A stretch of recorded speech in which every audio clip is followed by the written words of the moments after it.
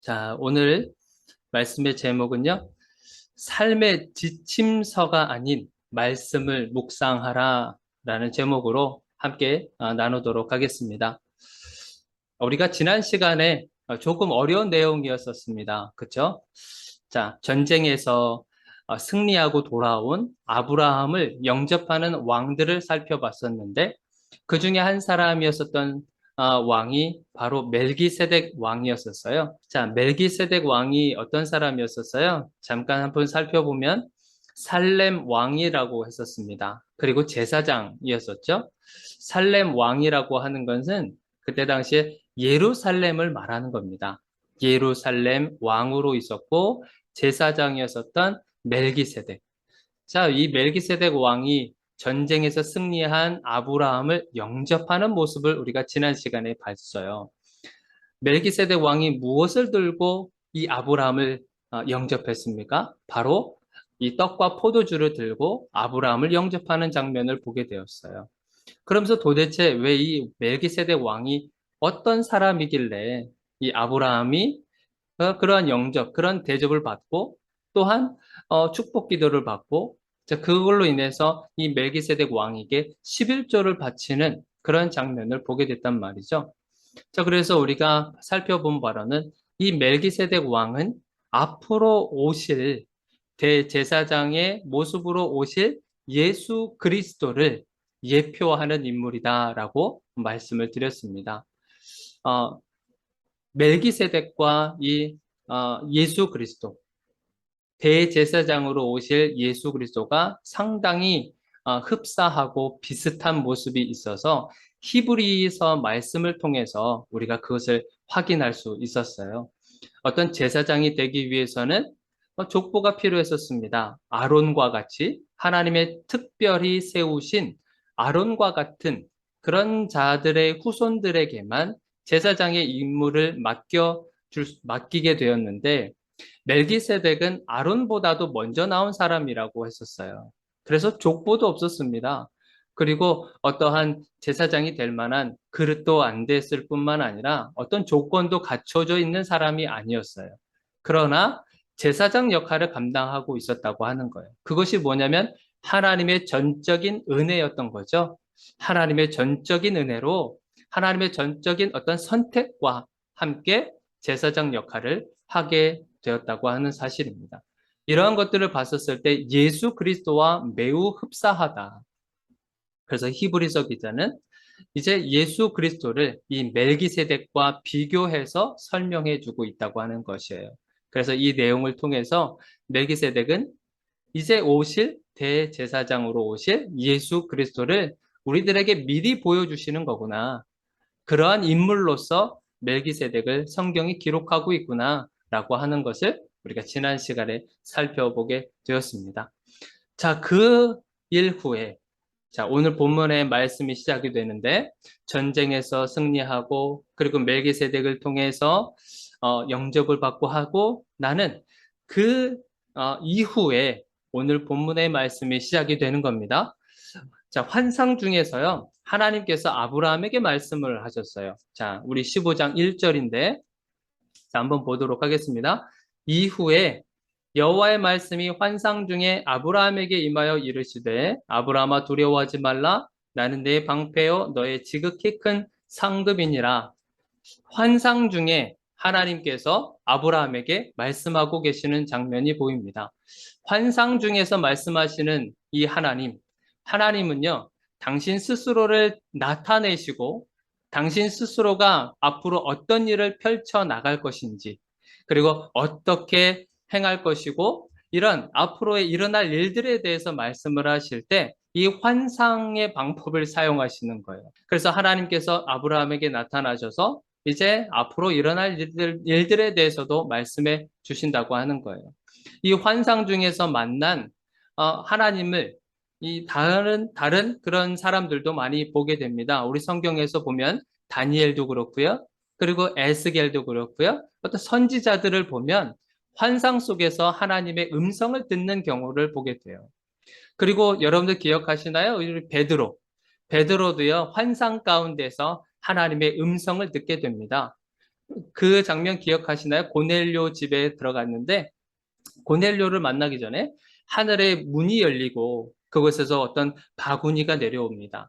그 속에 무엇이 담겨 있었냐면 이 동물들, 이 짐승들이 담겨 있단 말이에요. 자, 이 짐승들을 보면서 하나님께서 베드로에게 뭐라고 얘기하셨냐면 자, 이것을 잡아먹어라. 이렇게 베드로에게 말씀하셨단 말이에요. 자, 그러면서 베드로가 어떤 반응을 보였냐면 하나님 저 그거 못 먹습니다. 율법에 이 부정한 동물을 먹지 말라고 했습니다. 이것은 율법에 위배되는 것입니다. 라는 마음으로 하나님의 그 말씀을 거부했단 말이죠. 그랬었을 때 하나님께서 이 베드로에게 뭐라고 말씀하셨어요? 아니, 내가 깨끗하다고 한 그것을 왜 너가 더럽다고 평가를 하느냐? 그렇게 하면서 이것을 그냥 잡아 먹어라 라고 이렇게 이야기를 하시는 거예요. 이것은 이방인들을 이제 전도하시고 하시겠다고 하는 하나님의 사인이었던 것이죠. 이러와 같이 하나님은 환상이라는 것을 통해서 하나님의 뜻을 밝히시고 하나님을 드러내시는 것을 우리는 볼 수 있어요. 오늘 본문의 말씀도 마찬가지입니다. 아브라함에게 하나님께서 환상 가운데 나타나셔서 하나님께서 하시고 싶어 하시는 말씀을 이제 아브라함에게 하시는 거예요. 자, 그런데 아브라함은 환상 가운데 하나님께서 이러한 말씀을 주셨다고 하는 것을 어떻게 알았을까?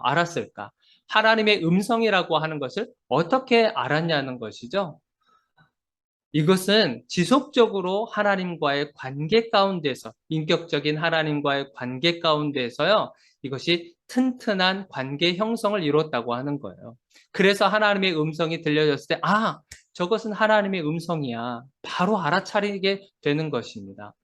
우리도요, 이러한 하나님과 인격적인 관계, 인격적인 하나님과의 이런 만남 가운데에서 이것이 쌓이고 쌓이면 하나님의 음성이 들려졌을 때 이것이 분별할 수 있다고 하는 사실인 거예요. 하나님께서 주시는 이 음성, 이것이 정말 하나님의 음성인가 아닌가? 이것을 분별해 할 수 있는 힘을 우리에게 주신다고 하는 거예요. 무엇을 통해서요? 인격적인 만남을 통해서. 이 인격적인 만남은요, 단 한순간에 이루어지는 것이 아닙니다. 오랜 시간이 걸릴 수도 있어요. 오랜 시간이. 제가 우리 온유하고 이런 인격적인 만남을 지금 하고 있습니다. 온유가 이 4살, 미운 4살이라고 사람들이 보통 이야기를 하는데, 우리 온유를 통해서요, 저의 이 악한 이 본성들이 다 드러나는 것을 발견하게 됩니다. 제가 이렇게 나쁜 사람이었구나. 나는 사람들에게 그래도 착한 사람으로 이미지가 좀 있고 하는데, 이 온유를 통해서, 온유와의 이런 관계를 통해서, 아, 나도 이렇게 악한 사람이구나, 라고 하는 것을 증명이라도 하듯이, 요즘에 우리 온유하고 그런 관계 싸움을 하고 있습니다. 이런 과정 가운데서요, 이런 분노도 일어나고, 우리 온유 같은 경우도 그렇죠. 짜증도 나고, 분노도 나고, 막, 발길질을 해가면서 온갖 그냥 느끼는 감정들을 다 쏟아내는 거예요. 아빠한테. 자, 그러면서 저도 그것을 다 받아낼 때도 있지만 그것을 또한 감정적으로 대할 때도 있다고 하는 것이죠. 그런 관계가 형성이 되면서 인격적인 만남이 이루어지고 있는 거예요. 그러다 보면 이제 온유의 생각도 제가 알게 되고 아빠인 저의 생각을 온유도 알게 된다고 하는 사실인 거죠. 처음부터 그냥 순종하고 아빠 말씀이면 다 맞습니다. 아빠가 이렇게 하라고 하면 저 그렇게 따르겠습니다. 막 이렇게 순간적으로 순종이 일어나는 것이 아니라 긴 시간이 필요하다고 하는 사실인 거예요. 아브라함도요. 하나님과 이런 관계 형성을 위해서 긴 시간이 필요했던 겁니다. 그 시간을 통해서 하나님의 음성이 들려졌을 때, 환상 가운데 음성이 들려졌을 때, 하나님의 음성이시구나. 하나님의 말씀이구나. 이것을 알 수 있었다고 하는 사실이죠. 자, 그렇다고 한다면 우리에게 질문이 또 생기는 것이 뭐냐면, 오늘날도 하나님께서 이런 환상 가운데 우리에게 말씀하고 계시는가? 지금도 여전히 환상 가운데서 말씀하고 계시는가? 라고 하는 부분이에요. 아, 지금도 물론 굉장히 소수입니다. 굉장히 소수의 인원의 하나님의 음성을 직접 들으시는 분들도 있습니다. 그러나 대부분은 하나님의 음성을 지금 우리가 이렇게 육성으로 얘기하고 대화하듯이 그렇게 하나님의 음성을 듣는 것이 아닙니다. 대부분의 사람들은 그렇게 하나님의 음성을 듣는 것이 아니라 하나님의 말씀이 떠올려지는 것을 말하는 것이죠. 환상 속에서 말씀하시는 그 육성이 아니라 우리가 그동안에 들어왔었던 말씀들, 우리가 암송해 왔었던 말씀들, 우리가 읽었었던 말씀들이 우리가 떠올려지게 된다고 하는 사실이에요. 아브라함 시대 때는요, 성경이라고 하는 것이 없었죠. 성경이 없었잖아요. 66권. 이 66권의 성경이 없었지 않습니까? 그러니까 하나님께서 직접 음성으로 말씀해 주신 거예요. 음성으로 말씀해 주신 그것이 곧 성경과 똑같다고 하는 사실인 거죠. 오늘날 우리에게 하나님께서 성경의 말씀을 주신 이유가 바로 이런 것이에요. 하나님께서 직접 우리에게 음성을 들려주시면 너무 좋겠죠. 그렇지만 그것은 굉장히 희박한 상황이고 하나님께서 우리에게 이 말씀을 그 대신 주신 겁니다. 하나님은 정말 대단하시고 무궁무진하시고 하나님의 생각을 이 조그마한 성경책에 다 담아낼 수가 없는 거예요. 그러니까 안전히 압축해서 엑기스만 뽑아서 이 성경을 기록하게 해주셨고 이 성경을 우리가 들고 다니면서 하나님의 음성을 들을 수 있다고 하는 사실인 겁니다. 그래서 하나님은 지금 이 순간도 말씀하시는데 저와 여러분들에게 계속 말씀을 하고 계세요. 어떻게요? 이 성경 말씀을 통해서 우리에게 지속적으로 대화를 하고 계시는 겁니다. 그러니까 이렇게 얘기하면 여러분들 우리의 마음 속에, 우리의 생각 속에 하나님의 말씀이 과연 얼마나 있는가 우리가 그것을 한번 되돌아볼 필요가 있겠죠. 하나님의 말씀이 내 마음 속에, 내 생각 속에, 내 삶 속에 얼마만큼 그래도 채워져 있는가. 그것을 보면 하나님과 내가 얼마만큼 대화를 하고 있는가, 얼만큼 내가 인격적인 대화를 하고 있는지 그것을 가늠할 수 있게 되는 거죠. 말씀이 아예 없어요, 만약에 고갈돼 버린 상태라고 한다면 나는 하나님하고 지금 인격적으로 관계를 하고 있지 않은 거나 똑같은 거예요. 하나님과 나와 이런 하나님은 계속해서 삶의 문제에 있어서 어떤 생각과 마음과 이것을 말씀을 통해서 주시는데 우리는 그 말씀이 없다고 하는 거죠. 말씀이 고갈되고 아무것도 내 마음속에 있는 것이 없다고 한다면 나는 지금 하나님과 그런 인격적인 관계 가운데 가지 않고 있다고 하는 그것을 반증해 주고 있는 거예요. 그래서 우리는 계속 여러분들 힘들어도 그리고 참 잘 안 된다 할지라도 말씀 보는 것 그리고 말씀 듣는 것 이런 것을요 멈추시지 않기를 바라요. 그래서 매일매일 주시는 하나님의 말씀을 가지고 여러분들이 살아가시기를 바랍니다. 자, 그런데 이 아브라함의 태도를 우리가 한번 살펴보면서 이 하나님께서 환상 가운데 아브라함에게 약속의 말씀을 주셨는데 이 아브라함의 태도를 한번 살펴보시기를 바라요. 아브라함의 이 태도가요, 사실은 우리의 태도와 매우 흡사하고 매우 똑같습니다. 자, 우리 아브라함은 하나님에게 뭐라고 이야기하는지 한번 볼게요. 먼저 하나님께서 아브라함에게 뭐라고 다시 한번 말씀을 하셨냐면 두려워하지 마라. 그리고 나는 너의 방패야. 그리고 지극히 큰 상급이야. 이렇게 아브라함에게 이야기를 하셨어요. 거기에 대한 아브라함의 대답을 한번 보세요. 2절과 3절입니다. 뭐라고 하냐면 주 여호와여 무엇을 내게 주시려 합니까? 저에게 무엇을 주시려고 그렇습니까? 저는요 자식이 없고요. 그리고 무자식이에요. 그리고 하나님께서 자식도 주지 않으셨는데 지금 저에게 있는 거라고 하는 것은 엘리에셀 이 아브라함에 있는 종 중에 엘리에셀이라고 하는 사람이 있는데 이 엘리에셀이나 그냥 상속자로 삼아 주셔서 엘리에셀이나 잘 되게 해달라고 하는 그런 대답을 하게 되는 거예요. 자, 왜 이러한 아브라함의 대답이 나타났겠습니까? 아브라함의 속이 지금요 아, 그냥 이런 답답한 겁니다. 하나님은 계속 약속의 말씀만 하고 계시고, 현실 속에서 하나님은 아무런 반응을 보이지 않는 것을 아브라함은 계속 지금 경험하고 있는 거거든요. 우리 지금 아브라함에게 하나님께서 약속을 지금까지 오면서 한 3번 정도를 약속을 하셨거든요. 자, 그 약속의 내용을 한번 보세요. 자, 12장 2절입니다. 창세기 12장 2절. 제가 한번 읽어드릴게요. 내가 너로 큰 민족을 이루고 내가 복을 주어 네 이름을 창대하게 하리니 너는 복이 될 것이다. 내가 너의 이름을 창대하게 할 거야. 그리고 너는 복의 근원이 될 거야. 이런 약속을 하셨어요. 자, 그리고요. 또 하나 13장 16절을 한번 보시면 13장 16절엔 또 뭐라고 약속하셨냐면 내가 내 자손을 땅의 티끌 같게 하리니 사람이 땅의 티끌을 능히 셀 수 있을진데 내 자손도 세리라. 땅에 있는 어떤 먼지와 같이 수많은 그런 후손들이 있을 것이다.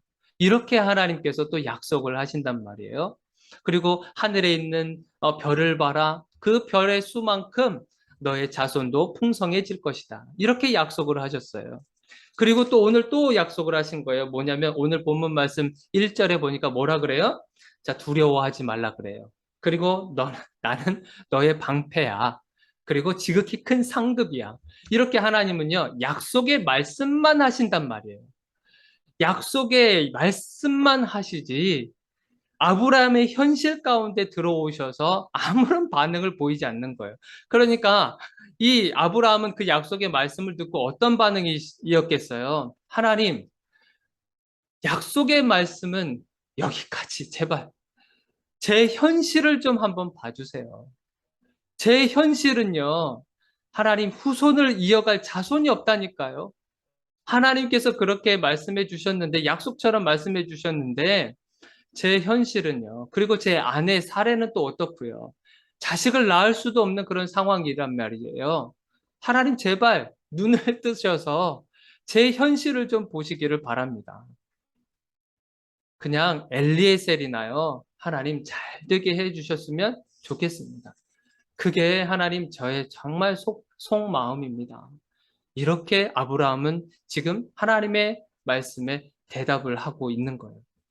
추상적인 말씀 말고요. 구체적인 방안, 구체적인 그런 것을 하나님 저에게 말씀해 달라고 하는 이 아브라함의 심정. 이거 저와 여러분들의 심정과 똑같지 않으십니까? 하나님, 제가 현실을 가지고 주님 앞에 기도하고 기도 제목을 가지고 열심히 정말 땀을 흘려가면서 간절한 마음으로 기도했는데 하나님은 뭐라고 하시냐면 약속의 말씀만 주시는 거예요. 내가 너로 하여금 큰 민족이 되게 할 거야. 내가 너와 함께 할 거야. 내가 너와 동행할 것이고 너가 가는 그 길이 복된 길이야. 그러니 나만 쫓아와라. 내가 너를 쉬게 할 거야. 이런 약속의 말씀만 계속 주신다고 하는 거예요. 우리 인간은요, 이런 것을 참 답답해 할 때가 있다고 하는 겁니다.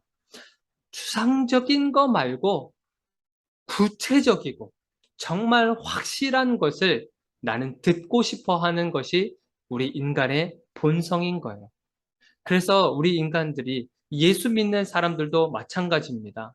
여러분들 연말이 되면 누구를 찾아가요? 연초가 되거나 뭔가 이렇게 불안하거나 뭐 이렇게 되면 그리고 자식들이 어떤 결혼할 시기가 되면 그러한 권사님들, 집사님들도 많다고 하더라고요. 어딜 찾아가요?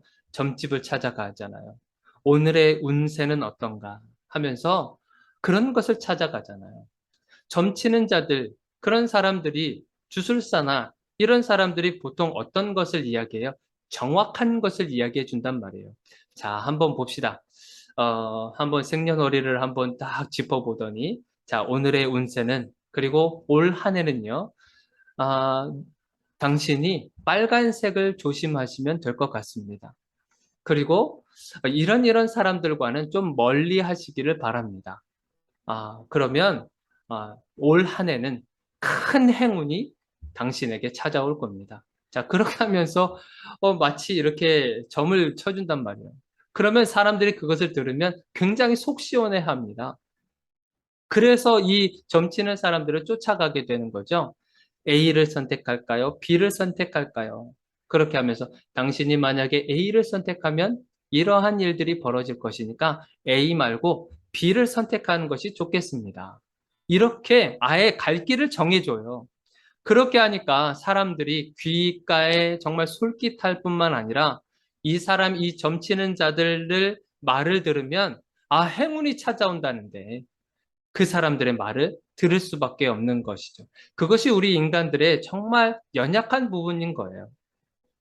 그러면서 이러한 것이 뭐냐면 하나님을 우리도 또 똑같이 이런 점치는 자들과 동일하게 보고 있다고 하는 사실인 거죠.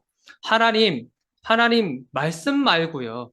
추상적이고 정말 멀리 있고 그리고 거대한 거창한 것 말고 이런 구체적이고 세세한 것 하나하나 하나님 짚어주셔서 내가 그 길로 갈 수 있도록 도와주십시오. 똑같지 않습니까? 우리가 점치는 자들과 하나님을 동일시하게 하고 있는 것을 우리는 발견하게 되는 거예요. 하나님은요, 그렇게 말씀하시지 않습니다. 하나님은 우리에게 약속의 말씀을 계속 끊임없이 주시는 분이시지, 우리를 하나의 어떤 로봇과 같이 정해져 있는 프로그램과 같이 이렇게 가고 저렇게 가고 이렇게 해라 저렇게 해라 이렇게 하시는 분이 아니시라고 하는 거예요. 하나님을요, 우리가 점치는 자들과 똑같은 분으로 우리가 여기지 않았으면 좋겠습니다. 하나님은 그거보다도요, 더 크고 위대한 일들을 행하실 분이 우리 하나님이시거든요. 우리의 생각에 하나님을 사로잡아서 정말 조그만한 분으로 우리가 대하지 않았으면 좋겠습니다. 우리가 살펴본 건 그렇다고 한다면 우리가 구체적인 것을 바라는 것이 정말 죄인가? 정말 너무나 답답하니까 우리가 그렇게 하나님 앞에 요구하게 되잖아요. 하나님, 너무나 답답하니까 하나님 정해주세요. 제가 하나님께서 정해주시는 대로 제가 가기를 원합니다. 답답한 마음에 우리가 그렇게 할 수 있잖아요. 그렇게 그런 요구를 한다 했었을 때 그것이 죄인가? 라고 하는 부분인데 여러분들 죄는 아니에요. 이것은 굉장히 지극히 정상적인 것입니다. 지극히 정상적인 거예요. 하나님과 우리가 인격적인 만남을 하기 위해서는요, 이러한 과정들이 굉장히 필요한 겁니다. 하나님께서 약속의 말씀을 주셨으면 그 약속의 말씀에 대한 우리의 감정과 생각과 이러한 모든 부분들에 있어서 우리로 하여금 그것이 하나님의 뜻에 부합하도록 성장해 가는 과정이 우리에겐 반드시 필요하다는 거거든요.